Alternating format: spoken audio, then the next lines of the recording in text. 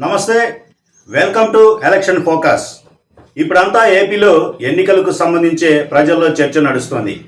ఏ అభ్యర్థి ఏ నియోజకవర్గం నుంచి పోటీ చేస్తున్నారు, ఏ అభ్యర్థి స్థితిగతులు ఏంటి, ఎవరు గెలుపోటములకు సంబంధించినటువంటి పరిస్థితుల్లో ఉన్నారనేది ప్రస్తుతం ఎక్కడ నలుగురు ఉన్నప్పటికీ కూడా అక్కడ ఇదే చర్చకు దారితీస్తున్నటువంటి అంశం. రాష్ట్ర వ్యాప్తంగా చర్చకు దారితీసినటువంటి ప్రధాన అంశం సుజనా చౌదరి అలియాస్ యలమంచిలి సత్యనారాయణ. గతంలో సుజనా చౌదరి రాజ్యసభ సభ్యుడిగా ఉన్నారు. ఆయన కేంద్ర మంత్రిగా కూడా పనిచేశారు. అయితే ఈసారి 2024 ఎన్నికలకు ఆయన ప్రత్యక్ష రాజకీయాల్లోకి అడుగుపెట్టడం జరిగింది. విజయవాడ పశ్చిమ నియోజకవర్గాన్ని బీజేపీ అభ్యర్థిగా ఆయన ఎంచుకొని పోటీకి సిద్ధమైనటువంటి పరిస్థితి. ఈ నేపథ్యంలో ఆయన పరిస్థితి ఏంటి, గతంలో రాజకీయంగా ప్రస్తుతం ఆయన గెలుపోటములకు సంబంధించినటువంటి పరిస్థితులు ఏంటి, అలాగే విజయవాడ పశ్చిమ నియోజకవర్గాన్ని ఆయన ఎంచుకోవడానికి కారణం ఏంటి, అసలు సుజనా చౌదరి ఆయన ఎంపీ నిధులను కృష్ణా జిల్లా ఉమ్మడి కృష్ణా జిల్లాకి ఏమైనా వినియోగించారా, అసలు ఆయన పాత్ర గత టీడీపీ ప్రభుత్వంలో చూసుకుంటే ఎన్డీఏ అధికారంలో ఉన్నప్పుడు ఏ మేరకు ఉంది ఇక్కడ ఏపీ డెవలప్మెంట్కు, అలాగే దీనికి సంబంధించి ఆయన పశ్చిమ నియోజకవర్గం విజయవాడకు సంబంధించి విజయం సాధిస్తే స్టేట్ క్యాబినెట్లో ఏదైనా కీ రోల్ పోషించే పరిస్థితి ఉంటుందా, అలాగే కేంద్రంతో ఉన్నటువంటి అలాగే బీజేపీతో ఉన్నటువంటి సత్సంబంధాల నేపథ్యంలో కేంద్రంలో బీజేపీ కనుక అధికారంలోకి వస్తే కేంద్రం నుంచి రాష్ట్రానికి ఏ మేరకు నిధులు తీసుకురాగలరు, ఏ మేరకు ప్రాజెక్టులు తీసుకురాగలరు అనేటటువంటి చర్చ ప్రధానంగా నడుస్తున్నటువంటిది. దీనికి సంబంధించి ప్రధానంగా చూస్తే సుజనా చౌదరి గతంలో ఎప్పుడూ కూడా ప్రత్యక్ష రాజకీయాల్లో పోటీ చేసినటువంటి పరిస్థితి లేదు. ఆయన ఏదైతే రాజ్యసభ సభ్యుడిగా ఉన్నారు, టీడీపీలో కీలకమైనటువంటి నాయకుడిగా ఉన్నారు, అలాగే ఢిల్లీలో కీ రోల్ పోషించేటటువంటి వ్యక్తిగా టీడీపీకి సంబంధించి ఆయన గతంలో ముద్రపడ్డారు. అలాగే ప్రస్తుతం బీజేపీకి సంబంధించి ఎన్డీఏతో పొత్తు పెట్టుకొని ఎన్డీఏలో భాగంగా 2014 ఎన్నికల్లో పోటీ చేసి గెలుపొందినటువంటి ఇటు టీడీపీకి సంబంధించి అటు బీజేపీకి సంబంధించినటువంటి అభ్యర్థులతో స్టేట్లో ఏపీకి సంబంధించి బీజేపీ టీడీపీకి సంబంధించినటువంటి ఉమ్మడి ప్రభుత్వం ఏర్పడింది. అలాగే కేంద్రంలో కూడా కేంద్ర మంత్రిగా ఉమ్మడి ప్రభుత్వంలో టీడీపీకి సంబంధించి కేంద్ర మంత్రిగా సుజనా చౌదరి పనిచేయడం జరిగింది. అయితే అప్పటి నుంచి ఇప్పటి వరకు సుజనా చౌదరికి సంబంధించి ఏపీతోనూ అలాగే విజయవాడ ఉమ్మడి కృష్ణా జిల్లా తన సొంత జిల్లాకు సంబంధించినటువంటి నేపథ్యంలో సంబంధాలు ఏమున్నాయి అంటే, సుజనా చౌదరి రాజ్యసభ సభ్యుడిగా ఉండి ఆయన రాజ్యసభ సంబంధించినటువంటి నిధులు ఏమైతే ఉంటాయో రాజ్యసభ నిధులు భారతదేశ వ్యాప్తంగా ఒక జిల్లాకు ఏదో ఒక జిల్లాకు సంబంధించి ఆయన నిధులను కేటాయించుకునేటటువంటి అవకాశం ఉంటుంది. ఆ నిధులను సుజనా చౌదరి ఎక్కడ కేటాయిస్తారా అనేటటువంటి ఆసక్తి గతంలో ప్రజల్లో ఉన్నటువంటిది. అయితే ఆయన మాత్రం తన ఎంపీ నిధులను ఉమ్మడి కృష్ణా జిల్లాకే కేటాయించడం జరిగింది. ఎందుకు అంటే ఆయన సొంత జిల్లాకు సంబంధించి ఆయన జన్మభూమి పైన ఉన్నటువంటి అభిమానంతో కృష్ణా జిల్లాకే ఆయన నిధులను కేటాయించుకున్నారు. ఆ నిధులతో బోలెడన్ని అభివృద్ధి కార్యక్రమాలు నిర్మాణాలు జరిగినటువంటి పరిస్థితి. ఇక సుజనా చౌదరి 2014 అంటే రాష్ట్ర విభజన జరిగి ఆంధ్రప్రదేశ్ అప్పుడప్పుడే అడుగులు వేస్తున్నటువంటి నేపథ్యం అభివృద్ధి వైపు. అలాంటి సమయంలో అమరావతి నిర్మాణానికి సాధ్యమైనటువంటి నిధులు ఎక్కువగా తీసుకురావడం జరిగింది. అలాగే సుజనా చౌదరి వెంకయ్య నాయుడుతో ఉన్నటువంటి సత్సంబంధాల నేపథ్యంలో అర్బన్ డెవలప్మెంట్కి సంబంధించి ఇళ్ల నిర్మాణం, టిట్కో ఇళ్ల నిర్మాణానికి సంబంధించి దేశంలోనే అత్యధికంగా కూడా ఏపీకి ఆయన వచ్చేటటువంటి విధంగా ఎక్కువ ఇళ్ల నిర్మాణానికి ఎక్కువ నిధులు వచ్చేటటువంటి విధంగా కూడా కృషి చేయడం జరిగింది. అలాగే విజయవాడ పశ్చిమలో కూడా టిట్కో ఇళ్ల నిర్మాణం సుజనా చౌదరి యొక్క చొరవతోనే జరిగింది. ఆ నిధులతో నిర్మాణం చేసినటువంటి టిట్కో ఇళ్లు ఇప్పటికీ జగన్మోహన్ రెడ్డి ప్రభుత్వం వచ్చాక వాటిని కేటాయించకుండా అలాగే ఉంచడంతో అవి నిష్ప్రయోజనంగా ఉన్నటువంటి పరిస్థితి. ఇక మరోవైపు చూసుకుంటే పట్టిసీమ అనే విశిష్టమైనటువంటి ప్రాజెక్టు రాజధానిగా ఉన్నటువంటి అమరావతికి నీటి అవసరాల నేపథ్యంలో కృష్ణా నదిలో ఉన్నటువంటి నీరు సరిపడక ప్రతి ఏడాది సమ్మర్లో నీటి కొరత ఏర్పడేది త్రాగునీటికి. అలాగే సాగునీటికి సంబంధించి కూడా రైతాంగం నీరు శివారు పంట పొలాలకు అందక కావచ్చు, రెండో పంటకు నీరు అందక కావచ్చు, తీవ్ర ఇబ్బందులు పడేటటువంటి పరిస్థితి. అలాంటి సమస్య లేకుండా గోదావరి జలాలను కృష్ణా నదిలోకి తరలించేటటువంటి పట్టిసీమ ప్రాజెక్టుకు సంబంధించి కూడా నిధులకు సంబంధించి ఏదైతే నిధుల సమీకరణ కమిటీకి సంబంధించి కీలకమైనటువంటి రోల్ పోషించి సుజనా చౌదరి ఏదైతే నిధుల సేకరణలో ఆయన కీలకంగా వ్యవహరించినటువంటి నేపథ్యంలో పట్టిసీమ ప్రాజెక్టు కూడా సక్సెస్ఫుల్ గా నిర్వహించడం జరిగింది. గోదావరి జలాలు కృష్ణా నదిలోకి ఇబ్రహీంపట్నం సమీపంలో ఉన్నటువంటి ఫెర్రీ ఘాట్ వద్ద ఏదైతే పవిత్ర సంగమం అనేటటువంటి పేరుతో గోదావరి జలాలు కృష్ణా నదిలో కలిసేటటువంటి ప్రాజెక్టు కూడా సుజనా చౌదరి చొరవతో చంద్రబాబు సమన్వయంతో ఇక్కడ చేకూరినటువంటి పరిస్థితి. ఇక దీంతో పాటు కీలకమైనటువంటి విజయవాడ నగరం అనేది ప్రస్తుతము సుజనా చౌదరి ప్రస్తుతము పోటీ చేస్తున్నటువంటి విజయవాడ పశ్చిమ నియోజకవర్గం కాబట్టి దీనికి సంబంధించి ఒకసారి చూసినట్లయితే విజయవాడలో ప్రత్యక్షంగా కనిపిస్తున్నటువంటిది భవానీ ఫ్లైఓవర్. భవానీ ఫ్లైఓవర్ గతంలో చూస్తే గంటల తరబడి హైదరాబాద్ వెళ్ళేటటువంటి రూట్లో ఉన్నటువంటి వాహనాలన్నీ కూడా స్ట్రక్ అయిపోయే పరిస్థితి, స్తంభించిపోయేటటువంటి పరిస్థితి ఆ ఫ్లైఓవర్ లేని సమయంలో. అలాంటి టైంలో ఫ్లైఓవర్ నిర్మాణానికి సంబంధించి కేంద్రం నుంచి నిధులు తీసుకొచ్చినటువంటి ఘనత కూడా చంద్రబాబు ఆదేశాలతో సుజనా చౌదరికే దక్కిందనేది ప్రస్తుతం ఉన్నటువంటి నగ్న సత్యం.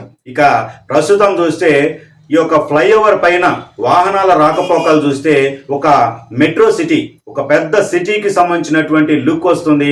అక్కడ ఎలాంటి పరిస్థితుల్లోనూ కూడా ఎలాంటి విఐపీలు వచ్చినప్పటికీ, ఎలాంటి భవానీ ఫెస్టివల్కి సంబంధించినటువంటి వేడుకలు జరిగినప్పటికీ కూడా ఒక్క ట్రాఫిక్కు సంబంధించి ఒక వాహనం కూడా ఆగే పరిస్థితి లేదు. ఏ అంబులెన్స్కి అయినప్పటికీ, ఏ వాహనానికైనప్పటికీ కూడా ఎలాంటి ఆటంకాలు లేనటువంటి రవాణా అనేది సుజనా చౌదరి చొరవతోనే జరిగిందనేది నగ్న సత్యం. మరోవైపు చూస్తే విజయవాడ సిటీని స్తంభింపజేసేటటువంటిది బెంజ్ సర్కిల్కి సంబంధించి, అలాగే రామవరప్పాడు రింగ్ దగ్గర నుంచి అలాగే వారధి దగ్గరకు పెద్ద ఎత్తున కూడా ట్రాఫిక్ జామ్ అయ్యే పరిస్థితి గతంలో ఉండేది. విజయవాడ నడి మధ్యలో గుండా వెళ్ళేటటువంటి ఒక హైవే రోడ్ అనేటటువంటిది ప్రస్తుతం ఏదైతే ఇప్పుడు చూస్తే కనుక సుజనా చౌదరి చొరవతో గడ్కారీ కేంద్ర రోడ్డు రవాణా శాఖకు సంబంధించినటువంటి మంత్రితో మాట్లాడి ఆయన ద్వారా పెద్ద ఎత్తున కూడా త్వరితగతిన శరవేగంగా కూడా విజయవాడ నడిబొడ్డు నుంచి వెళ్ళేటటువంటి నడి మార్గంలో నుంచి వెళ్ళేటటువంటి హైవే రోడ్డుకు ఫ్లైఓవర్ నిర్మాణం అనేటటువంటిది అందరూ కూడా హర్షించదగినటువంటిది. ఆ ఫ్లైఓవర్ బెంజ్ సర్కిల్ వద్ద చూస్తే గనక దాదాపుగా గంటల తరబడి వాహనాలు అటు గుంటూరు వైపు నుంచి, ఇటు విశాఖపట్నం వైపు నుంచి, అలాగే ఇటు బందర్ వైపు నుంచి, మరోవైపు విజయవాడ సిటీ నుంచి 4 వైపులా కూడా పెద్ద ఎత్తున కూడా వాహనాలు స్తంభించిపోయేటటువంటి అంత ట్రాఫిక్ జామ్ అయ్యేది ఆ జంక్షన్ వద్ద. అయితే ప్రస్తుతం విజయవాడ నగరానికి ట్రాఫిక్ ఇబ్బందులు తొలగించడంలో సుజనా చౌదరి చొరవతో ఒక హైవే రోడ్ ఫ్లైఓవర్ అనేటటువంటిది అందరూ కూడా హర్షించదగినటువంటి విధంగా ఉండేటటువంటిది. ఇవన్నీ కూడా సుజనా చౌదరి యొక్క చొరవతో ఏర్పడినవి అనేది ప్రస్తుతం ఇప్పుడు ప్రజల్లో చర్చ జరుగుతుంది. గతంలో ఆయన రాజ్యసభ సభ్యుడిగా ఉన్నారు. రాజ్యసభ సభ్యుడిగా ఉన్నప్పుడు ఆయన నిధులు ఏ జిల్లాకు కేటాయించారు, ఏ పనులకు కేటాయించారు, ఆయన ద్వారా ఏ ప్రాజెక్ట్ వచ్చింది, ఇక్కడ ఎలాంటి నిధులు తీసుకురాగలిగారు ఆయన అనేటటువంటిది ప్రజలంతా చర్చ లేని పరిస్థితి. ప్రస్తుతం ఆయన ప్రత్యక్ష రాజకీయాల్లో ఉండటం, విజయవాడ పశ్చిమ నియోజకవర్గానికి ఆయన బీజేపీ అభ్యర్థిగా, ఉమ్మడి అభ్యర్థిగా ఆయన ఎన్డీఏకి సంబంధించి పోటీ చేస్తున్నటువంటి క్రమంలో అసలు సుజనా చౌదరి ఏంటి అనేటటువంటి ఒక క్రమం చూసుకుంటే ఆయన ఏపీకి చేసినటువంటిది ఏంటి, ఆయన కృష్ణా జిల్లాకు చేసినటువంటిది ఏంటి, రాజధాని అనేటటువంటిది రాష్ట్ర వ్యాప్తంగా కూడా అంశం ప్రతిబింబిస్తున్నటువంటి సమస్యగా ఉంది. దానికి సుజనా చౌదరి చేసినటువంటిది ఏంటి అనే ఒకసారి పునరాలోచన చేసుకుంటున్నారు మేధావులు, అనలిస్టులు, అలాగే ఎడ్యుకేటెడ్, అలాగే సామాన్య ప్రజానీకం కూడా. దీనంతటి నేపథ్యం చూసుకుంటే సుజనా చౌదరి కేంద్ర మంత్రిగా ఉన్న, రాజ్యసభ సభ్యుడిగా ఉన్న, అలాగే ఆంధ్రప్రదేశ్కు, అలాగే రాజధానికి, అలాగే ముఖ్యంగా తన జన్మస్థలం అనేటటువంటిది, మాతృభూమి అనేటటువంటిది ఉమ్మడి కృష్ణా జిల్లాకు ఆయన చేసినటువంటి సేవలు చూస్తే కనుక అందరినీ కూడా అబ్బురుపరిచేటటువంటివి ఇప్పుడు బయటపడుతున్నటువంటిది. దీంతో సుజనా చౌదరికి బ్రహ్మరథం పడుతున్నారు విజయవాడ పశ్చిమ నియోజకవర్గం ప్రజలు. ఆయన విజయం నల్లేరు మీద నడక, సునాయాసం అనేటటువంటి పదాలు ఏ 2-3 కలిసినప్పటికీ, ఏ 4 కలిసినప్పటికీ కూడా పొలిటికల్ చర్చ వస్తే గనుక డెఫినెట్గా సుజనా చౌదరి విజయానికి సంబంధించే చర్చ జరుగుతున్నటువంటి పరిస్థితులు స్పష్టంగా ఉన్నాయి. ఇక ఇది సుజనా చౌదరి ప్రత్యక్ష రాజకీయాల్లోకి ఆరంగేట్రం చేసినటువంటి నేపథ్యంలో ఆయన గతంలో చేసినటువంటి సేవలు కృష్ణా జిల్లాకు కావచ్చు, ఇటు రాజధానికి కావచ్చు, ఇటు ఆంధ్రప్రదేశ్కి కావచ్చు, రానున్నటువంటి రోజుల్లో కూడా సుజనా చౌదరి విజయం సాధించి ఆయన ఏదైతే ఏపీ కేబినెట్ లో కీ రోల్ పోషిస్తారనేటటువంటి ఒక అభిప్రాయం అయితే మాత్రం చర్చ జరుగుతోంది విజయవాడ పశ్చిమ నియోజకవర్గం ప్రజల్లో.